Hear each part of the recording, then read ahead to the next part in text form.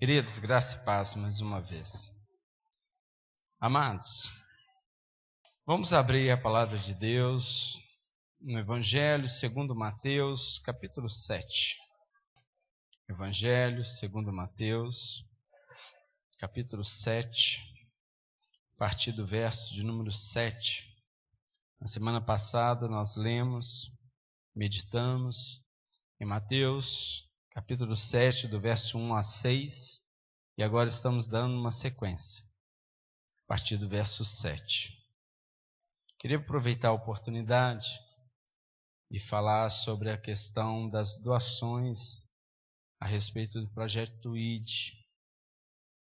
O propósito é que nós não só nos inteirássemos, isso significa saber notícias, ou ter mais notícias, ou ter mais uma notícia a respeito de coisas boas, mas é para nós interagirmos no sentido de fazermos parte, uma vez que essa missão pertence ao Senhor.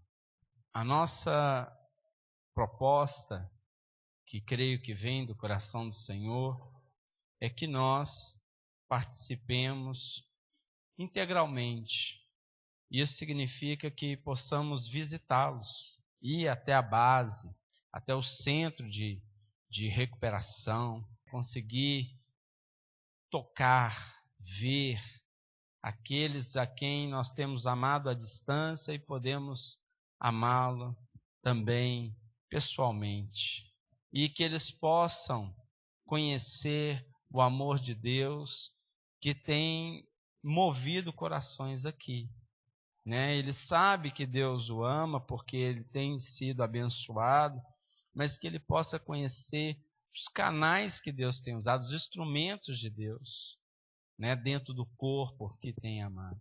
Isso é tão importante, fortalece a nossa fé, fortalece a fé daqueles que estão recebendo, que na grande maioria das vezes são novos na fé. E isso faz parte do processo não só de libertação, mas de crescimento, de amadurecimento na fé, nessa caminhada, e ao mesmo tempo ele passa a ver que o corpo de Cristo, o mover de Deus, é muito maior do que ele possa imaginar.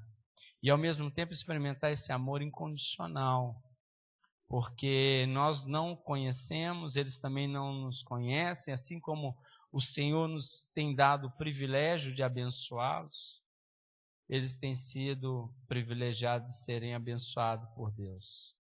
E assim o amor de Deus e o reino de Deus verdadeiramente está implantado na terra, no sentido no coração dos homens, daqueles quanto o receberam e os confessaram como o único e suficiente Salvador. Então nós iremos lá.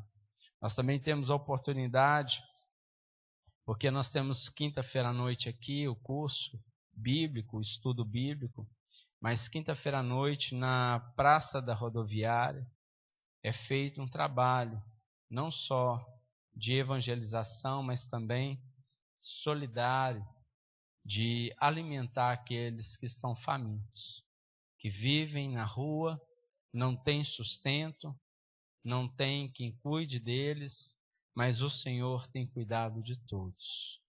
E Deus tem usado pessoas para isso. E privilegiados são aqueles que têm sido usados ou têm se disposto a ser usados pelo Senhor. Mas na palavra de hoje, verso 7, subtítulo é Jesus incita a orar. A igreja está em oração, a igreja precisa viver em oração, a igreja, quando cumpre cabalmente o seu papel, a igreja sabe que deve orar sem cessar. E o Senhor nos dá motivos para isso. E o Senhor nos ensina, o Senhor nos motiva, nos encoraja. Por isso que diz que Jesus incita a orar. E o texto diz: pedi e dar-se-vos-á. Buscai e achareis. Batei e abrir-se-vos-á. Pois todo o que pede recebe, o que busca encontra, e a quem bate abrir-se-lhe-á. Amados, vou dar sequência. claro, com a leitura e com a meditação. Mas esses 2 versículos têm aí conteúdo suficiente para nós crermos no cuidado de Deus. E ao mesmo tempo, ele nos traz evidências a respeito de que é da vontade de Deus e está no coração de Deus para que nós não só devemos abrir o nosso coração, mas abrir a nossa boca para falar com o Senhor aquilo que está no nosso coração. E ele também mostra necessidades, né? Se eu devo pedir, é porque eu careço de algo e ele vai me dar. Se eu busco, é porque eu tenho dúvidas, né? Eu tenho anseios, eu tenho vazios. Se eu bato, porque eu estou procurando. E aqui diz que eu encontrarei. Ele garante bênção a respeito de todas as coisas. E ele colocou em nós essa necessidade, ou essas necessidades. Ele colocou em nós também essa dependência dele. Se você desfrutar do melhor banquete nesse momento, daqui a algumas horas você vai estar necessitado de se alimentar de novo. E aprove ao Senhor ter nos dado essas necessidades. Nós temos muitas necessidades, mas o maravilhoso é que nós temos um Deus provedor. Agora a questão é pedir qualquer coisa. Pedir é pedir de qualquer maneira. Então qualquer coisa que eu pedir, ou de qualquer forma que eu pedir, o Senhor me dará.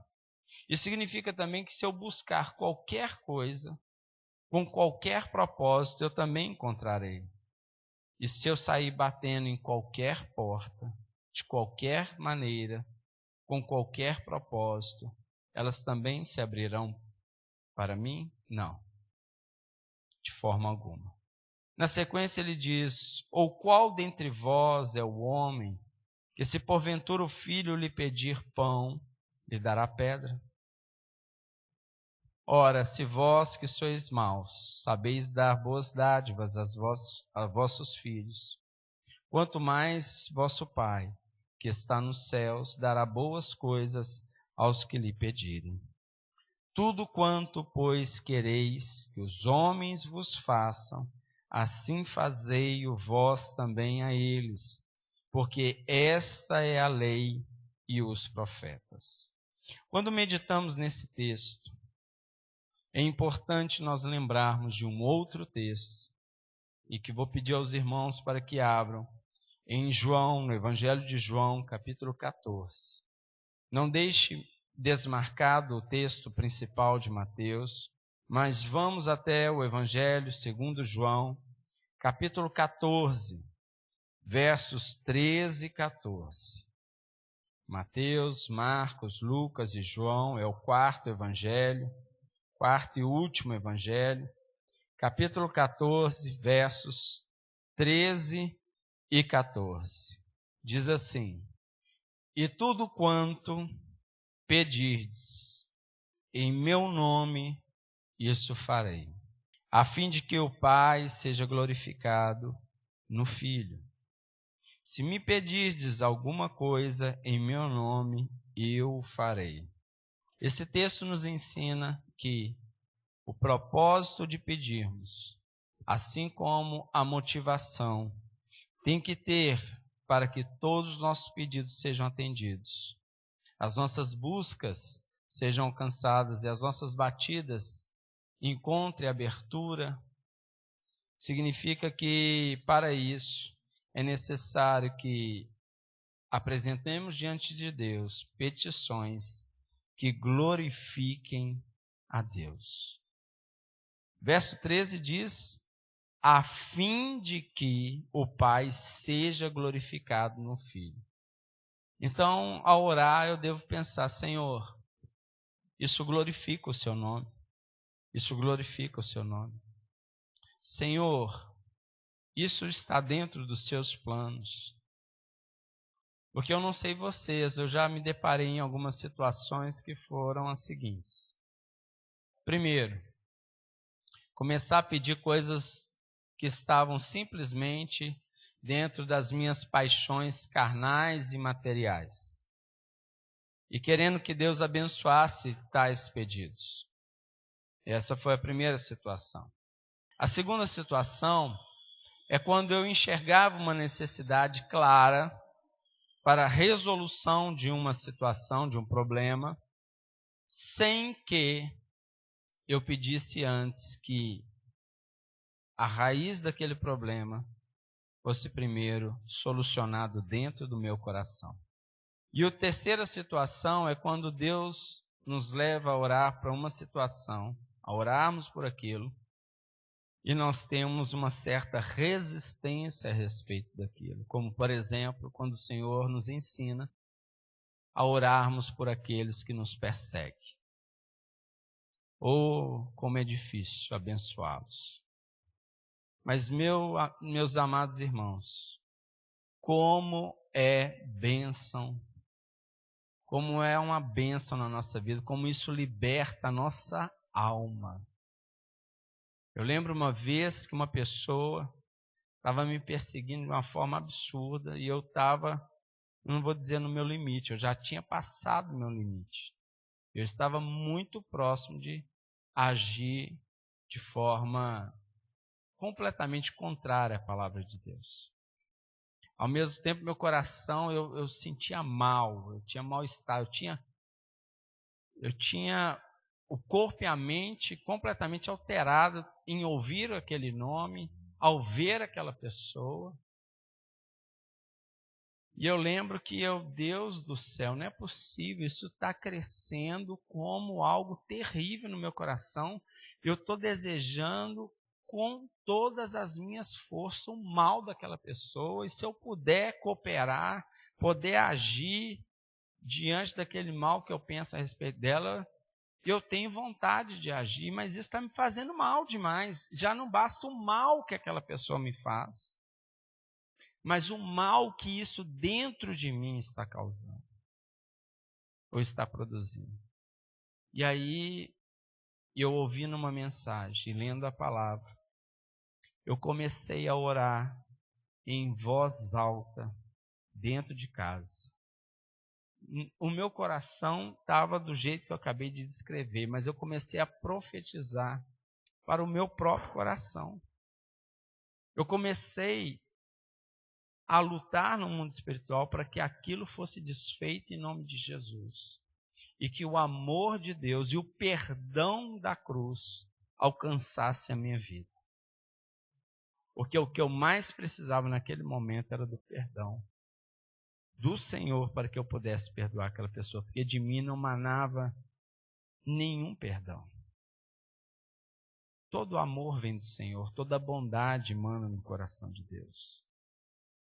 E interessante que se nós, ainda no Evangelho de João 14:13, se nós voltássemos até o versículo 11, ele diz: crede-me que estou no Pai e o Pai em mim. Crede ao menos por causa das mesmas obras. Então ele está falando a respeito da sua natureza, do seu caráter. E no verso 12 diz: em verdade vos digo, que aquele que crê em mim fará também as obras que eu faço, e outras maiores fará, porque eu vou para junto do Pai. Aí quando eu fico pensando, Senhor, no momento da minha oração, o que eu tenho pedido? Será que temos visto todas as coisas através de nós e no meio de nós, de tudo que Jesus fez? E sendo que Jesus, aqui nesse texto, está dizendo que se nós crermos e se nós o buscarmos, nós não só veremos, mas faremos, não somente igual às obras que Jesus fez, mas ainda maiores.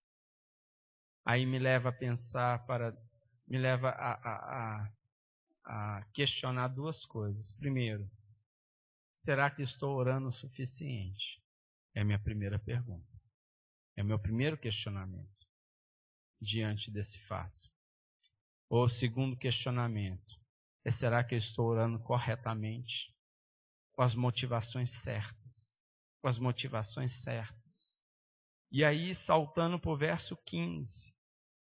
Se me amais, é condicional. Guardareis os meus mandamentos.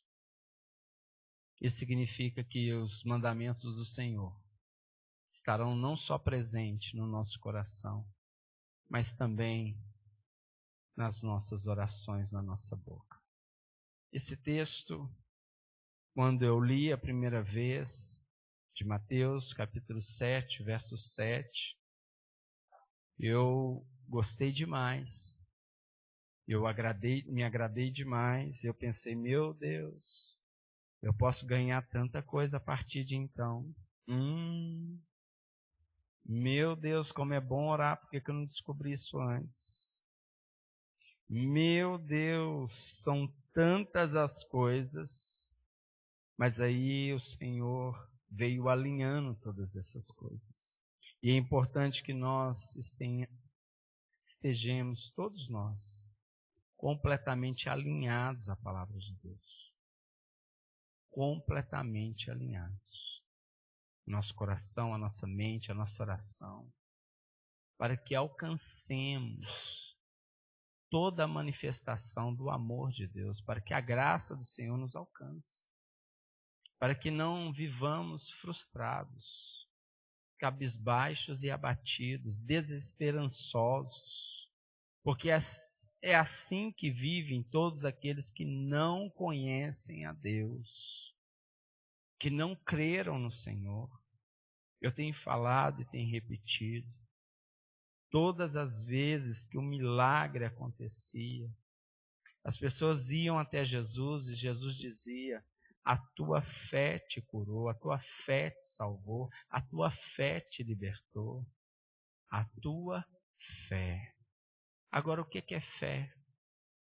Hebreus capítulo 1 nos fala claramente a respeito da fé. Fé é a convicção, a certeza do sobrenatural de Deus. Mas ao mesmo tempo, essa fé tem que ser aplicada segundo a vontade de Deus, segundo o querer de Deus, segundo a oportunidade da manifestação da glória de Deus. Se creres, verás a glória de Deus. E esse alinhamento ele se dá quando eu me posiciono corretamente diante de Deus. E ao mesmo tempo, quando eu me posiciono diante de Deus, eu também me posiciono diante do mundo e dos inimigos de Deus que se tornaram inimigos da minha alma. O último texto que vamos ler está em Colossenses capítulo 2. E interessante que foi um dos textos que nós lemos hoje de manhã no discipulado. Como é que Deus é perfeito e direciona todas as coisas. Colossenses capítulo 2. Peço aos irmãos que, por favor, abram a palavra. Colossenses capítulo 2. É uma verdade absoluta, assim como toda a verdade das Escrituras. Perdão, eu falei capítulo 2, mas é capítulo 1, verso 13. Capítulo 1, verso 13. Ele fala da excelência da pessoa e da obra de Cristo. Ele nos libertou do império das trevas e nos transportou para o reino do Filho do seu amor, no qual temos a redenção, a remissão de pecados. Este é a imagem do Deus invisível, primogênito de toda a criação. Pois nele foram criadas todas as coisas, nos céus e sobre a terra, as visíveis e as invisíveis, sejam tronos, sejam soberanias, quer principados, quer potestades. Tudo foi criado por meio dele e para ele. Ele é antes de todas as coisas, nele tudo subsiste. Ele é o cabeça do corpo, da igreja. Ele é o princípio, o primogênito de entre os mortos, para em todas as coisas ter a primazia. Porque aprouve a Deus que nele residisse toda a plenitude, e que, havendo feito a paz pelo sangue da sua cruz, por meio dele reconciliasse consigo mesmo todas as coisas, quer sobre a terra, quer nos céus. E a vós outros também, que outrora éreis estranhos e inimigos no entendimento pelas vossas obras malignas, agora, porém, vos reconciliou no corpo da sua carne, mediante a sua morte, para apresentar-vos perante ele santos, inculpáveis e irrepreensíveis, se é que permaneceis na fé, alicerçados e firmes, não vos deixando afastar da esperança do Evangelho que ouvistes e que foi pregado a toda criatura debaixo do céu, e do qual eu, Paulo, me tornei ministro. Aqui, nessa passagem, ele nos mostra a respeito da nossa identidade em Deus, com Deus. E a partir dessa identidade é que nós nos posicionamos. Aquele que entende essa passagem, essa palavra, se posiciona como Senhor e, ao mesmo tempo, toma posse de tudo quanto o Senhor conquistou no sacrifício da cruz. E diante daquele que tem todas as coisas, que fez todas as coisas, que todas as coisas estão debaixo do teu poder, isso significa que nele, nós também passamos a poder todas as coisas, segundo a palavra do Senhor. Por que li esse texto por último, alinhando esse texto, tanto o texto de Mateus 7 quanto de João capítulo 14? Para mostrar que as nossas palavras têm poder e estamos revestidos desta autoridade. Isso significa que podemos viver alcançando muito mais bênçãos, alcançando muito mais vidas, se nós orarmos ainda mais e orarmos da forma correta, alinhados ao desejo do coração de Deus, que é glorificar o Pai através de todas as obras. Aí, todas as nossas necessidades no Pai serão saciadas. Todas as nossas necessidades. Já parou para pensar nisso? Por que o homem sai batendo de porta em porta? Porque está perdido. Por que homem, quando eu falo homem, estou falando a humanidade, sai pedindo qualquer coisa? Porque não sabe o que quer. Porque não se conhece. Não conhece a Deus. O homem só será plenamente saciado. O homem só será pleno em Deus se ele cumprir cabalmente a vontade de Deus. Então que Mateus 7, onde o Senhor, o próprio Deus, nos ensina e nos incita a orar, a pedir, a buscar, Ele mesmo está nos dizendo hoje e agora, para que todos os nossos pedidos sejam alinhados ao coração do Pai, para que todos os nossos pedidos sejam alcançados e não frustrados, para que sejamos todos fortalecidos no Senhor e que o testemunho do Senhor seja vivo e eficaz na nossa vida. Essa é a vontade de Deus. A palavra de Deus diz que o profeta Samuel, todas as palavras que saíram da boca do profeta Samuel, nenhuma delas foram frustradas. Já pensou que nível de prudência ao abrir a boca? Ao mesmo tempo, já viu que alinhamento tinha Samuel com Deus? Quando acusaram Jesus a respeito de todas as coisas, Pilatos lavou as suas mãos porque viu que era inocente e afirmou: não há dolo algum na sua boca. Isso significa que ele não pecou em nada. Lá em Tiago também diz que aquele que consegue frear sua língua, freia todo o corpo. Aquele que domina a língua, domina todo o corpo, porque a língua governa o corpo. Então existe um alinhamento na nossa vida. Quando oramos segundo o coração de Deus, significa que todo o restante está segundo o coração de Deus. E assim faremos coisas maiores, segundo a vontade de Deus. Amém? Vamos orar, vamos nos colocar de pé. Vamos orar ao Senhor. Se nós olharmos para a palavra como palavra, quão linda e perfeita, mas talvez um tanto quanto distante das nossas realidades diárias. Ou talvez numa área específica, ou talvez sobre tantas outras questões. E o desejo no coração de servir e viver segundo a vontade de Deus é tão grande. Não falta vontade. Mas por que nem tudo se concretiza no nosso dia a dia? Vamos pedir ao Senhor, sabe por quê? Porque nós dependemos do Espírito Santo para vivermos a palavra do Senhor. A Bíblia diz que é Ele que nos ensina todas as coisas, que é Ele que convence o homem do pecado, da justiça e do juízo. E se porventura temos pecado diante do Senhor e contra o Senhor, a Bíblia também afirma que Ele é fiel e justo para perdoar os nossos pecados.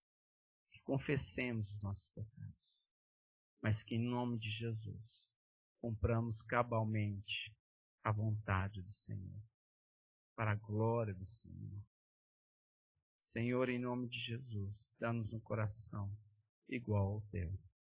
Isso não é uma oração de arrogância, nem de presunção, de querermos ser equiparados com aquele que é perfeito, mas a tua palavra nos ensina, nos orienta, nos admoesta para que sejamos igual a ti. Isso significa, ó Deus, que com toda a humildade, dependendo completamente de ti, nós queremos ser transformados pelo teu amor e pela tua bondade. Somos chamados pelo Senhor de filhos e de ovelhas.